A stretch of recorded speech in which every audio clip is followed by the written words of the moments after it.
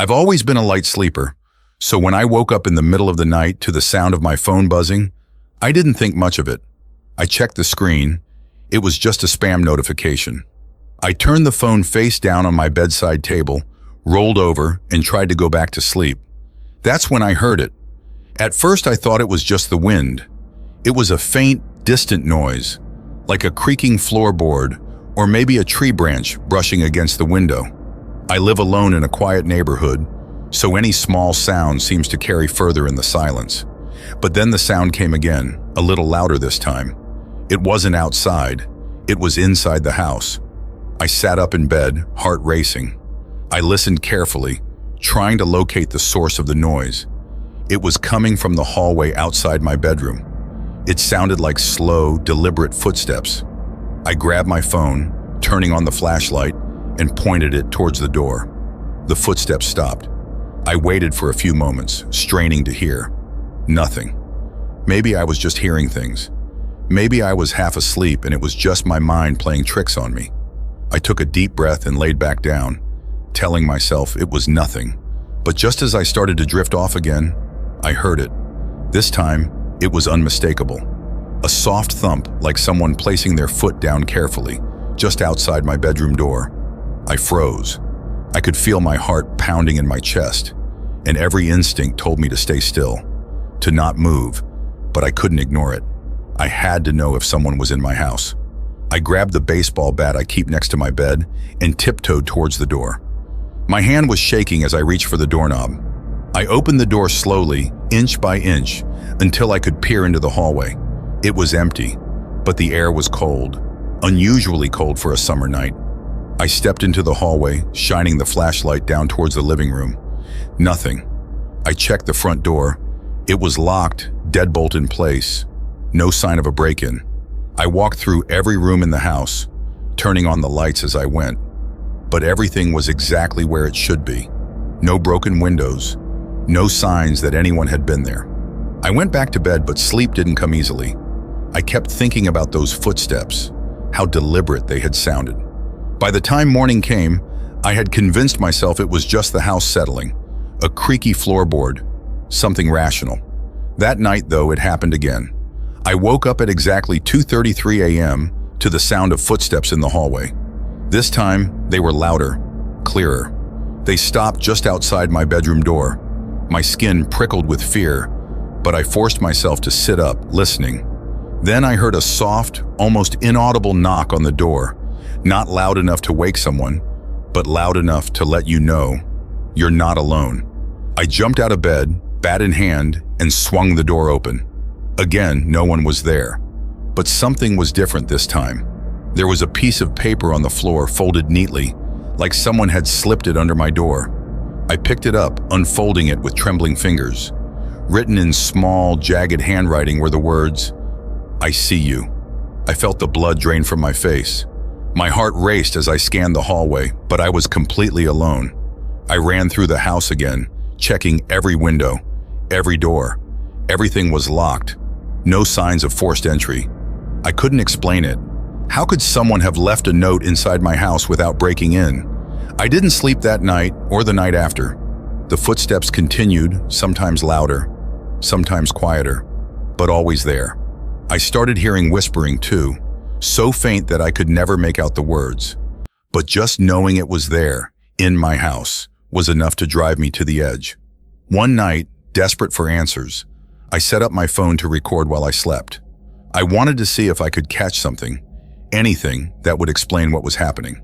I left the phone on my dresser, camera pointed toward the door, and tried to sleep. The next morning, I hesitated to check the recording.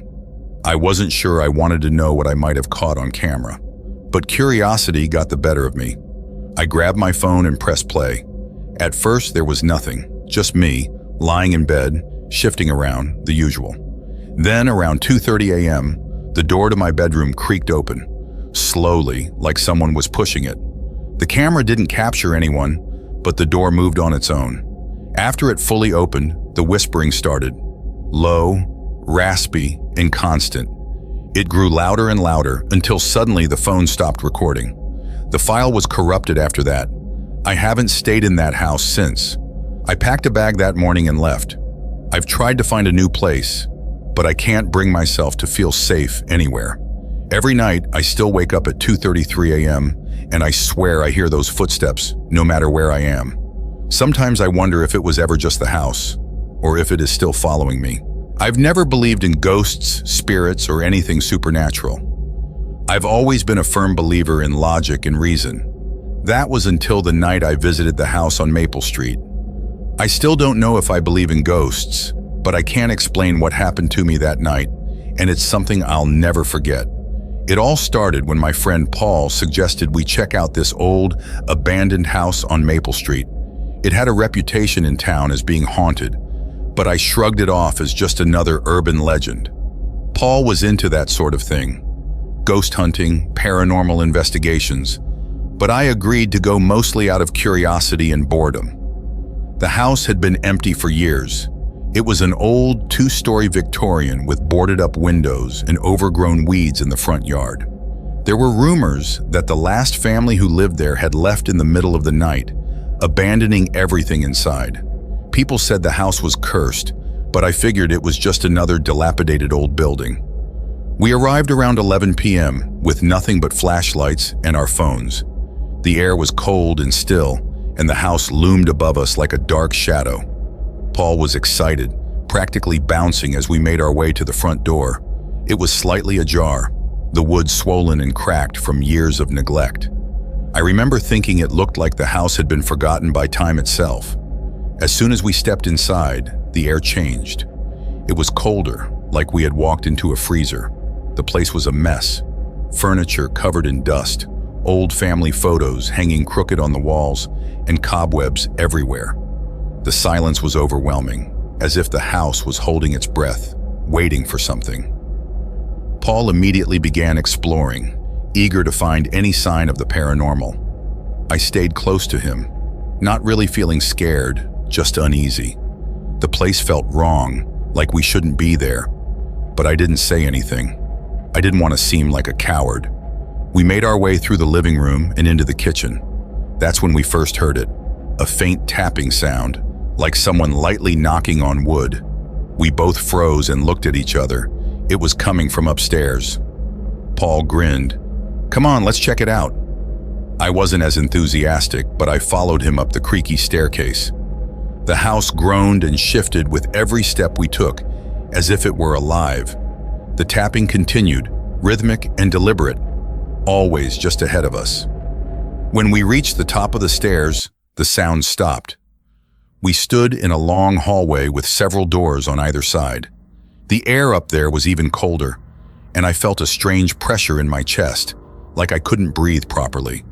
Paul pointed to the door at the far end of the hallway. "That's where it's coming from," he whispered. Reluctantly, we walked toward it, the floor creaking under our feet. As we got closer, I felt a growing sense of dread.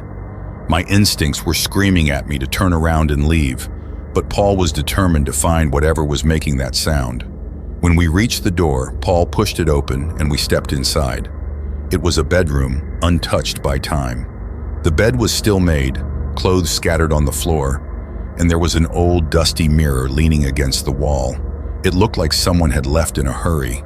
Suddenly, the door slammed shut behind us. I jumped and spun around, but no one was there. The tapping started again, louder now, coming from the other side of the room. Paul shone his flashlight toward the corner, and that's when we saw it. There was a figure standing in the corner, hunched over, facing the wall. It looked like a person, but something was off. Its limbs were too long, its body too thin, and its skin was a sickly gray color.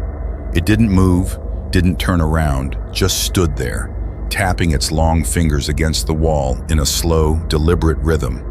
My heart was pounding in my ears. I couldn't move. Paul, always the brave one, took a step forward, whispering, "Do you see that?" As if in response, the figure slowly stopped tapping. The silence that followed was suffocating. Then, without warning, it turned around. Its face, if you could call it that, was hollow. There were no eyes, no nose, just an empty, gaping mouth. It opened its mouth wider, and a low, guttural moan filled the room. I didn't wait to see what happened next. I grabbed Paul's arm and yanked him toward the door. We both ran out of the room, stumbling down the hallway and the stairs, tripping over each other in our panic. The whole time I could hear the moaning behind us, getting louder and closer. We burst out of the front door and into the cold night air, gasping for breath. Neither of us spoke for a long time. We just stood there, staring at the house. I don't know if Paul saw what I did, but the look on his face told me he had experienced something just as terrifying.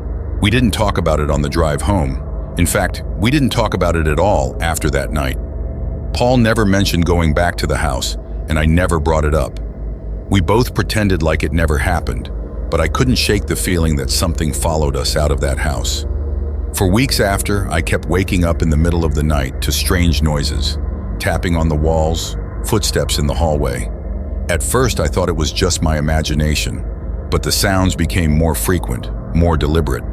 One night, I woke up to the sound of tapping, just like in the house. I turned on the light, and there, in the corner of my bedroom, was the same figure. It was hunched over, its long fingers tapping against the wall. I couldn't move. I couldn't scream. I just stared in horror as it slowly turned its hollow face toward me. That was the last time I saw it. But even now, every so often, I wake up in the middle of the night, heart pounding, convinced that it's standing in the corner, watching me, waiting,